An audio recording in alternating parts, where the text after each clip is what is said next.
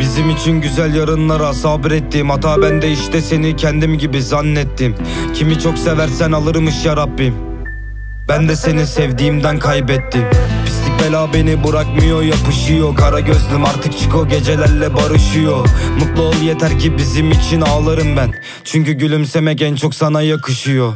Sendin tabi semtimin en güzel manzarası. Gözlerin deniz gibiydi, ben de onun Ankara'sı.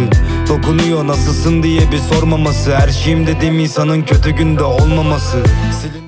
Yavaş olsak biraz daha fazla yavaşladık mı? Tanrı duyar bir gün bence, okşar omuzlarımı. Aklımda yokken bile yazdım sana şarkıları.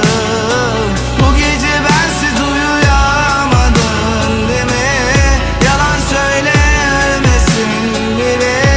Oh, aklımda yokken bile yazdım sana şarkıları. Bu gece bensiz uyuyamadın değil mi? Bałkanec brąci garni. Zagubił wczoraj, dnes się povedi.